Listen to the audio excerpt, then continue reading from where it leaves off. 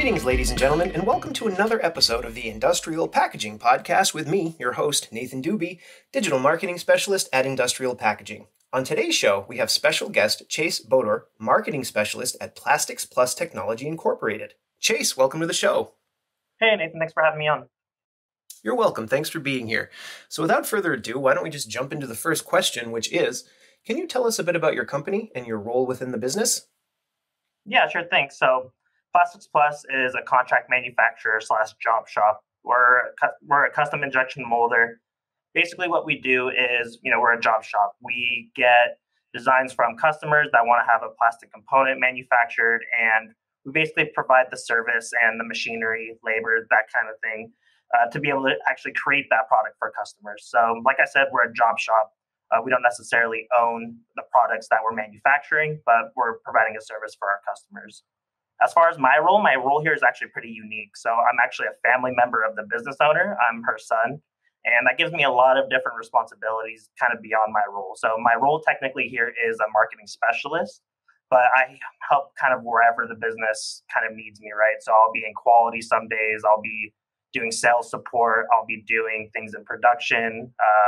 When you and I first started talking, I was actually working on some of the automated bagging material as far as, getting our baggers up and running and that sort of thing, which at the time was very timely. So, I'm just kind of all over the place in the business, but mostly trying to focus on marketing in these last few months. Awesome. That's fantastic. You sound like a very busy guy who wears multiple hats. As a digital marketing specialist myself, I can attest to similar responsibilities. Mm-hmm. Moving on to question 2, however, where can people find you on the web? Sure, yeah. So our main website is www.plasticsplus.com. You can also find us on Twitter. It's PPT Molding. And on LinkedIn, you can either find me at Chase Bodor. I post a lot of kind of personal brand, but also just things about manufacturing, training, a lot of that sort of thing. The company page is something I run as well. So you can find us there at Plastics Plus Technology Incorporated. Besides that, you can find us in California, where that's our main facility. It's actually our only facility. And we try to have people come in and out. If we have customers that can come visit, if we have suppliers that can come visit, we try to have people. Now that COVID's a little bit more, I guess, relaxed, even though now it's starting to kind of pick back up again. But right. That's kind of where you can find us. Awesome. Fantastic. Appreciate that. Listeners, if you have any interest, please check out Chase and his company on social media. Next question is, so with the bagging machinery that you're using and the types of flexible bagging that you're using to package these products, what are the products for the most part? Right. Yeah. So you kind of alluded to it there, right? We're a job shop. So the products that we're manufacturing isn't something that we own. So I think about over 70% of our business right now is medical devices. So that might look like cannulas, that might be adapters, kind of not small, but small to medium sized, not micro molding, but small to medium sized plastic components that need to be packaged, not sterilized, but packaged in mostly custom poly bags, right? So one of those products we typically run is a cannula, and that cannula goes into about, I want to say a 3.5 by 8.5 inch poly bag. And so that's something that we run, we run through our injection molding machine. The machine spits it out, and an operator, or if it's available, can go straight into a bagger. But usually an operator will take that, assemble a part, and then place it into a bag, which then they seal it with a foot sealer or some sort of button mechanism that the heater band will go ahead and seal the package for us. But mostly medical parts, anything from adapters, cannulas, tubing, accessories, things like that. Well, that's awesome. I mean, those sound like extremely important parts considering, as you mentioned, we're still sort of in limbo with the COVID-19 pandemic. So medical products are certainly of high demand right now. Supply chain issues, we probably are going to touch upon that later, but I would imagine you're having your own interesting experiences with that. But until we get to that section of the podcast, I'd like to follow up with the next question, which is, what made your company choose automated bagging machinery for your product packaging? Yeah, so this is actually a really interesting story. So I've been in this company for 2.5 years. Well, off and on, kind of throughout my life, right? Like I basically had grown up through this company, but even before I was even alive, we were one of AutoBag's first customers, which is a really interesting kind of perspective from me, right? So whenever we were talking with some of our reps there, these are relationships that we've held for 10, 20 years. And so that was really how we got started with AutoBag. Is we were one of their first customers, or one of their biggest customers at the time when they were a little bit smaller. And so now we use AutoBag and the AutoBagger machinery for pretty much all of our packaging needs. Since COVID, and I know we're going to get there in a little bit, the actual sourcing of the bags have been pretty challenging, and so we've had to, go around and look at different vendors as far as trying to kind of multi-source some of the bagging that we need. But I know we'll get there in a second. Alrighty then, moving on to question number 5. We have, what challenges are you facing with the global supply chain disruptions going on? I know you just sort of touched upon this, but is there any more you can build upon that? Yeah, no, definitely. So I want to kind of save the meat of what we want to talk about for this, but the challenge that we're facing as far as global supply chain, what we're doing as far as materials, we're basically, there's a few different ways or a few different supplies that we need to source in order to make our product, right? So plastic resin is one of them. Now, the issue of sourcing plastic resin hasn't been as much of a challenge in the last few months, but mid-pandemic, it was absolutely crazy. We had one, first of all, just kind of supply chain issues coming from overseas where a lot of resins are coming from, right? Or a lot of oil production, at least, and that's a byproduct of plastic resin. So beyond that, we had the gigantic winter storm in Texas that really hindered a lot of plastic distribution as well. I can't tell you exactly where those plants or which plants were affected, but I remember just kind of coming through the news cycle at that point, and the internal discussions here were, well, what in the world are we going to do about this? Because this extends our lead times to be able to get those kind of supplies by weeks, and I'm sure it really affected the poly bags as well. We saw it on our end where a poly bag used to take 4 to 6 weeks, or a roll, I guess, a pallet of rolls. It would take 4 to 6 weeks to get to us. At that point, mid-pandemic, it was probably closer to 14 weeks. So when we're trying to do production planning, that was a real challenge for us because we really didn't know when those supplies were going to get to us. And like I said, production planning, that's really challenging. We need to get all those materials to our machines. And, we might actually be able to run plastic parts, but if we can't package it to our customer specification, it kind of doesn't really do us any good because at some point that's not sellable product for our customer, right? They can't just sell it as the plastic component itself. They need the complete custom packaging to go along with it. And so that was one thing that we kind of, I guess we'll say, struggled with. I think everybody struggled with during that time. And some of the issues that we ran into, I kind of talked about the actual material itself, but it was beyond that, right? It was the labor. A lot of vendors couldn't actually run their production lines because they didn't have anybody to run those lines. And it was really difficult to try to get operators, technicians, those sort of people into the warehouse to start working on those products. So that extended the lead time as well. But yeah, I think one of the biggest issues was just kind of the transparency in those lead times. We were given a day or maybe a rough estimate of a lead time. We'll call it 14 to 16 weeks, but we never really knew what that date would actually look like. And again, that just kind of was really interesting as far as production planning. When is that material actually going to land on our dock, and when can we get it to the machine so we can start packaging? Yeah, I hear you there. Preaching to the choir, as a company that is thoroughly ingrained in the global supply chain, we are a conduit within the supply chain to all of our customers. Mm-hmm. We've been going through a lot of the things that you mentioned. I mean, lead times that are anywhere from 7 weeks to 14 months.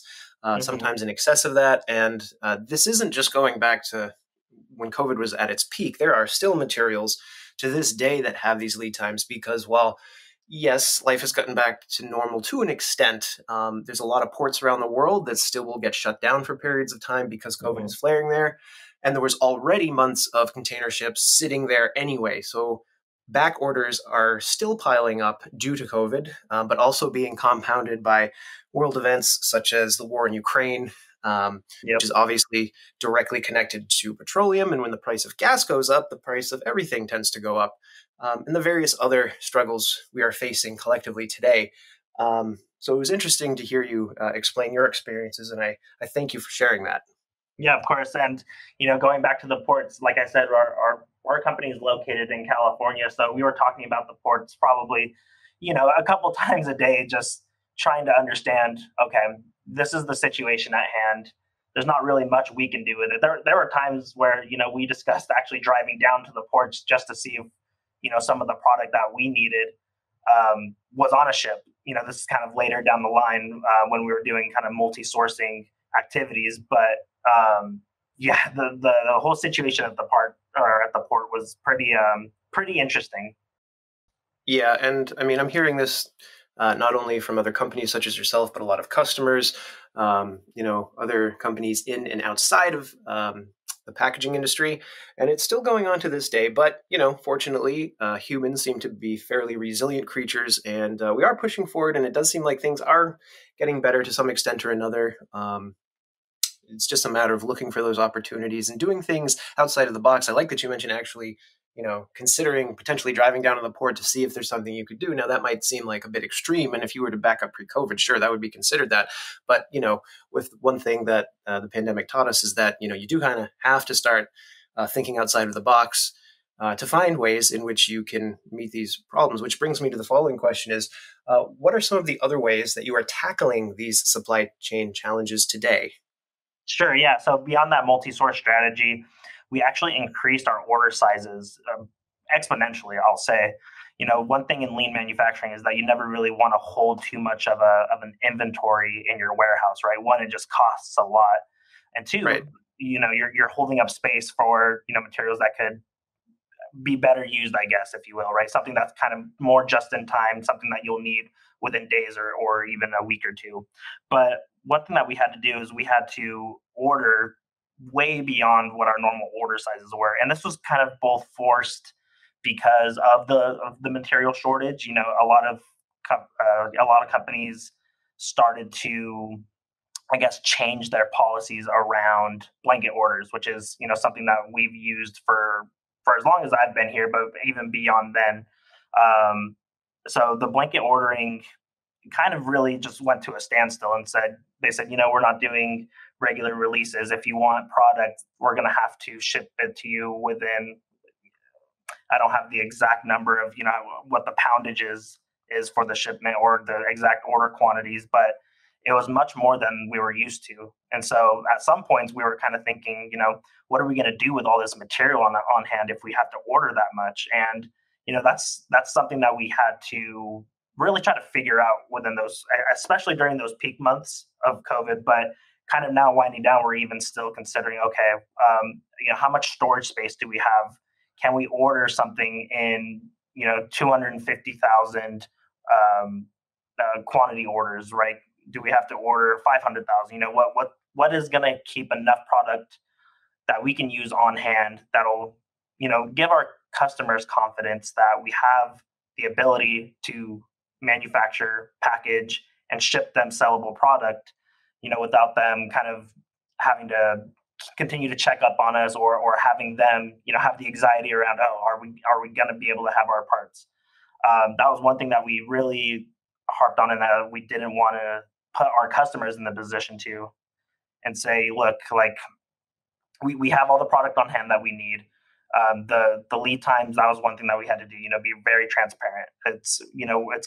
We're expecting a few weeks or a few months until we get this product, and then once we do, we're gonna have a lot on hand, and then we're gonna be able to kind of push the rest of those orders through. So that was one thing we had to do, is just kind of allocate inventory space for the excess product the excess packaging material that we needed.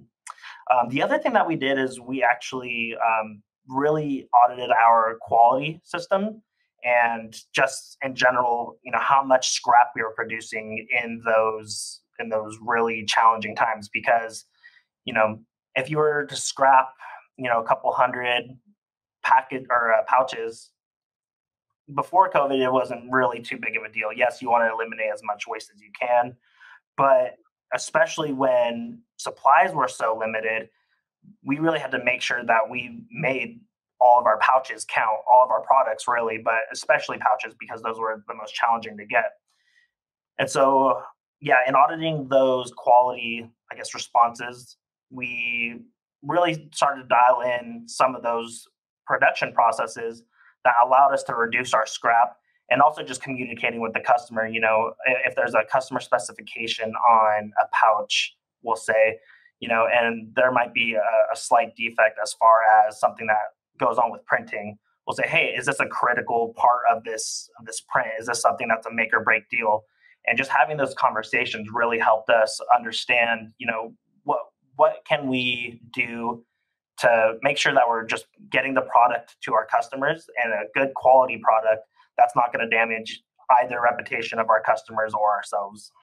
That was a fantastic response and an even more impressive set of things that you guys did. I mean, a lot of companies are not following suit in your footsteps. One of the things that we as a packaging distributor are pushing really hard right now is articles explaining, why you have to buy today. And that comes off or can come off as very salesy. So we've been careful, from a marketing perspective on explaining the fact that we're not just trying to, grease the wheels here and make as much money from you as you can. It's really that these compounding issues that are building on each other month to month and even year to year at this point from the pandemic and the other major problems that are happening in the world surrounding the supply chain. The reason we're saying this is because if you don't order today, you might not have it in 6 months.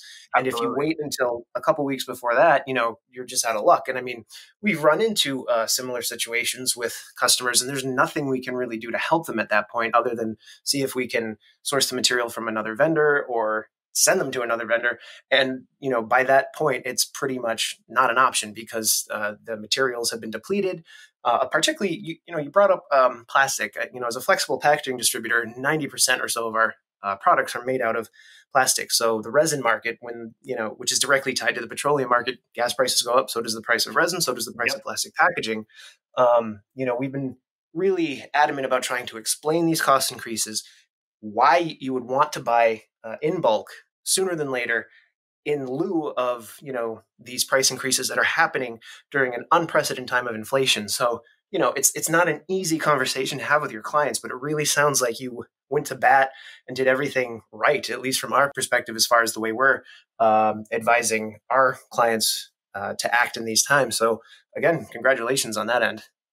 Thank you. Yeah, and I think it just kind of goes back to kind of the experience our company has, right? Like I failed to mention in our first question how long we've been in business. We've been in business for about 40 years, so kind of through that process, and it's been it's a family-owned business, so it's kind of gone through. A lot of us in the family have been through this company and have seen a lot of changes, both market-wise and also with the company. But just kind of understanding who our customers are and what we can approach them with. And this is one of those things where our hands are kind of tied at some point.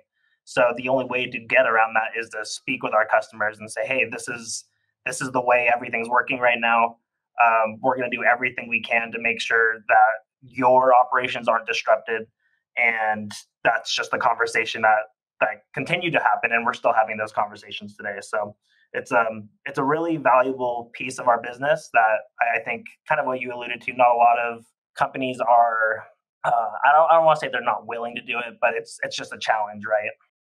Absolutely. Yeah. I think you hit the nail on the head. It's just, it's a very extreme change. And, when you think about, large or small entities in corporate America, change is frightening for a lot of people. And if they've been doing something successfully for a long time, to suddenly be like, well, you got to do this, it's going to cost you a lot more, that can be frightening. So taking the time to speak with your customers, producing content, explaining all of this in detail. Yeah.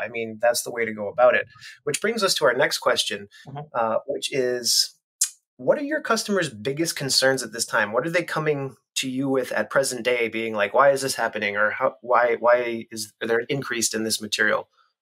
Sure, yeah. And I think you kind of nailed it right there. It's, what are the causes of some of these price increases? Well, I think a lot of people know what the causes of them are, but they want to know how they can continue to pay, a reasonable price for some of the product that they're ordering.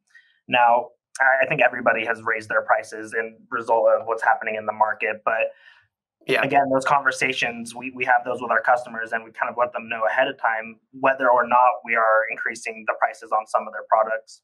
And at that point, it's kind of a negotiation game. We have to figure out what the value is in them or for them to be able to pay that extra price, right? That extra couple cents on a part, or maybe just a penny. And sometimes, customers don't really want to go for that. And so we have to try to somewhat meet in the middle and say, we have to cover our costs, right? We have a business to run. We have to make sure that we're at least maintaining some sort of profitability. But at the same time, we don't want to be gouging customers and taking any sort of advantage on the price increases of the market. Like, we can kind of go back to the gas prices in California and all over the nation and all over the world. But, you see a lot of these gas prices start to rise beyond the $6 mark here, at least, and that puts a lot of burden on the consumer. And we, it's kind of a reflection. We see that happening in our area, and so we want to make sure that we're not passing so much of that on to our customers and therefore the consumers, right? Because as we kind of talked about earlier, a lot of these products are really important to the medical field, and they have to be accessible. And if we're raising our prices beyond what our customers are willing to pay, well, they're just going to not want to work with us. So, and it's going to also put a burden on their customers too, because then they'll have to raise their prices. It's a whole chain effect. But I would say that's one of the biggest concerns right now. The other one, even though it's less so in the recent months, but product availability kind of goes back to that idea of, are we going to have product available? Are we going to have the labor to be able to run our production presses, which we've actually done a pretty good job at. We run 3 shifts here, and obviously I think the midnight shifts are ones that are a little bit harder to hire for.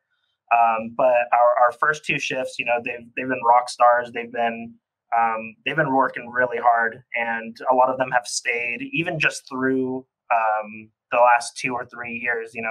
Everybody that we've hired on in that time have stuck around with us, but we've had people work for us for 20, 30 years. So it's really nice to have that sort of consistency and dependability on operators, inspectors, management, all those different people to be able to come together and say, we're going to continue to run our presses. We're going to continue to get product to our customers timely fashion, making sure that we're not late on our deliveries, making sure we're making reasonable promises to our customers, and really just, trying to make sure that they feel at ease, even though it feels like kind of the rest of the supply chain or the rest of the world in the manufacturing space is starting to shake up a little bit. That's fantastic insight, and I'm glad you brought that up. I want to go off script a little bit here. You bring up you have really great teammates on your production lines. Now, while we are pretty much past the worst of the Great Resignation, there still is a lot of problems with various labor shortages. And I think when you talk about having a first, second, and a third shift, that's something that a lot of companies are struggling with. Do you have any insight into what you are doing that allows you to hang on to, the best talent and be able to run as needed while many companies are struggling to find the help that they need? Yeah. So I think one thing is company culture, and I think a lot of different companies kind of dance around what that means. But I think for us, it's I go out and I go talk to the people on the floor, and they really feel like they're a part of something. And I'll say our mantra here is to contribute to better lives, right? We kind of have 2. It's contribute to better lives, and what we do counts. Those are our 2 main mantras. And basically what both of those mean is, everybody's roles here is important, and we're all contributing to something that's kind of more than what we're doing at work, right? Like, if you're kind of taking some of the jobs here for granted, or I'm sorry, not for granted, but if you're kind of taking them at face value, a lot of people are standing in front of the machine and just assembling a product, or they're waiting for the machine to open up so they could take the part out, maybe cut off the runner, cut off the sprue, whatever it Right. might be. And so that might not seem like a luxurious job, but at the same time, those little tasks are something that go into something that saves a person's life, we'll say. And so I think kind of having that vision in mind, it helps people to understand that, although the jobs itself might not be the most exciting, you're really contributing to a bigger picture. And I think that also kind of helps facilitate a little bit more of the team atmosphere as well. Is, everybody understands that what they do is important, and they start to lean on each other. They start to, really rely on the help from either their coworkers or their supervisors, to kind of continue to push that collaborative team effort forward towards that end goal, or I guess that shared goal. Fantastic responses. I really appreciate your feedback there. We are a company who is very much ingrained in using our company culture to motivate our workforce, and we've had similar success to you guys. And company culture is a big part of our success. Our purpose, as we call it, is protecting people, products, and brands throughout the supply chain. So where many companies in the packaging industry, you go to their website, they're focusing on selling materials and packaging machinery, which is absolutely something we do. But at the end of the day, our number one goal is protecting every human being within any connectivity throughout the supply chain, whether that's a customer, a vendor, our own employees, and trying to provide that same protection to every single product throughout that entire system. So yeah, congrats. It sounds like you're doing a great job, and I can certainly relate, as we are a company that shares similar values. Definitely. Yeah. Question number 9. What's one thing you wish your customers knew in advance of making a purchase? Yeah, so around packaging, I don't have too much of any kind of recommendation or one thing that I wish they knew. But I think on the project management side, and I guess maybe this will eventually play into packaging, but on the project management side, when it comes to part design, cost of a project, I think it would be really helpful for our customers to understand, the costs that are associated when you have to, let's say there's a part that we want to make, right? Maybe this is a new part, it's a prototype, and at some point the product comes kind of through our door, or I guess I'll say the tool build comes through our door, and we start doing some of the testing on it. Well, a few weeks go by, and they decide that they want to make some sort of design changes. I think that is pretty difficult, not just because you have to go back and start to alter the tool, but there's a lot of different costs that are associated, especially with testing, the work that goes in on the engineering side. So I think that would be one really important and really valuable educational piece. I'm sure it's not.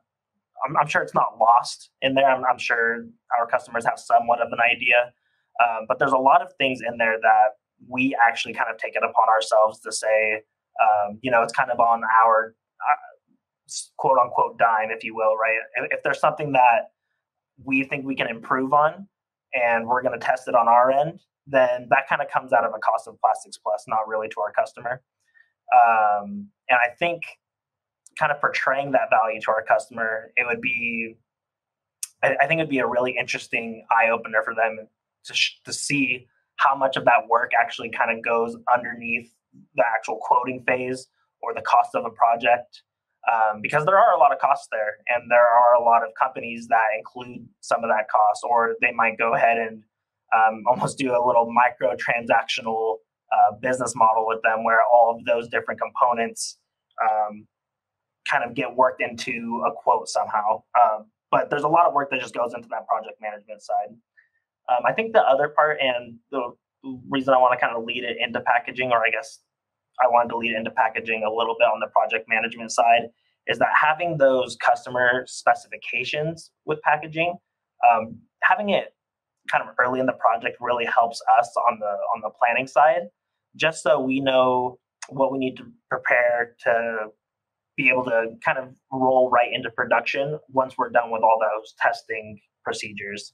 That will just really help us and our customer because we can get their parts to them faster, right? They can get their parts to market faster. They can evaluate anything on their end if they do want to make some sort of change, whether that's packaging, part design, whatever that might be. Just kind of getting that data to them faster and getting that feedback back to us, I think would be one really interesting, valuable improvement. Well, if you find a successful way to do that, please do tell. We are in a similar process where we're trying to educate our buyers in that respect. To give you an idea, I've produced multiple blogs and various content telling people before you make a purchase, please read these questions. I think I have at least 3 blog posts that has about 20 questions, which really we want them to read these articles and then answer all of those questions before they come to us, which might seem a lot laborious, if you will. It might come off as homework, and maybe that's a fair thing to call it. But at the end of the day, when people take the time to do that and they have all that information up front, it ultimately cuts the time of the project significantly, and it will help them in the end. But it is something that, we get pushback from, or maybe not pushback, it's just people come to us and they don't know a lot of what they need. They're coming to us and they're like, we'd like to do X, and it'll be, we'll say, okay, well, to do X, you need A, B, C, D, E, F, G. What is your A? I don't know. B, not sure. C. So I think it's important that you brought that up because a lot of buyers don't think of that. And because, as far as they're concerned, it's not their job.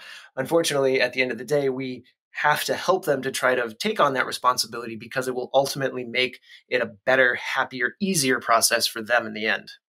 Yeah, I super resonate with that. I mean, I kind of mentioned earlier how involved I am in other aspects and other departments. And so one of the things that I've been working on lately is process control plans. And, when you're going through the process of actually getting these control plans finalized, there's a lot of information in there that is customer supplied and kind of what you alluded to. I don't know if a lot of customers know exactly the A, B, C's, D's, all the way up to maybe even Z's of what they need. And I think what you mentioned, the education piece of that, I think is super important. I think that's one thing that we're going to try to improve on here. You mentioned you have blog posts and content and that sort of thing. I believe we're going to be working on that here soon. Awesome. Well, fantastic. Best of luck to you. Thank you. We'll share notes. For sure. Hit me up through LinkedIn or Zoom or whatever. I'm ready to compare techniques and ideologies. Moving on to the last question. This is question number 10. What is your favorite product made at Plastics Plus? Yeah, so this one's really interesting because it is actually a product that we have our name on the patent of. So this one is actually one of my favorites. Now, I don't know if it's the most, life-changing product that we make, but anybody can go on and Google a dog dental toothbrush. And this isn't the original, application for this product. But basically what it is, it's a finger toothbrush. It's a toothbrush that has TPE material as its bristles. And it just fits right onto the tip of your finger. And what it was originally used for, I believe, is for neonatal babies that had softer gums and needed just something that was really accessible to nurses where they could help clean a baby's teeth or their gums, if you will. So we manufactured this product, and I remember basically growing up with it. I used to have, gallon bags of different colors all the way from baby blue, orange, pink, whatever it might be. And, when I was a kid, I would just put 4 of them on my fingers and make it look like I was Edward's toothbrush hands or something like that. So it's awesome. It's something that I've kind of grown up with, and it's a classic product. It's not something that we really manufacture anymore. We've been kind of looking into different ways we might be able to re-enter that product back into the market. There are a few, the patent's open now, so there are a few different, competitors that would be on the market. And like I kind of mentioned before, they're used in dog applications. So if, you're taking your dog to the dentist or you just want a toothbrush on hand, literally on hand, for your dog. That's something you can find on Amazon, but very similar product, very similar design. And yeah, that's just one that I grew up with and will always stick with me. Well, that's fantastic. I asked this question to a lot of the guests who come on the show, and I think that is hands down, no pun intended, my favorite response thus far. So good on you guys for taking a product that was meant for an entirely different application and being able to help our furry friends. That's fantastic. That's a great story. All right, Chase. Well, that was the last question. So unless there's anything else you'd like to add, I just want to say thank you so much for your time today and coming on the show. Yeah, no, thanks, Nathan. I really enjoyed it. It was good chatting with you. And yeah, I'll talk to you soon. I know we're going to share some notes about what we can do to educate customers on some of the things we talked about. So looking forward to talking with you some more. Well, ladies and gentlemen, that does it for another episode of the Industrial Packaging Podcast with me, your host, Nathan Dube, Digital Marketing Specialist at Industrial Packaging. I hope you enjoyed today's show, and I hope you will tune in for the next one. But until then, I hope you have a great day, and we'll see you next time.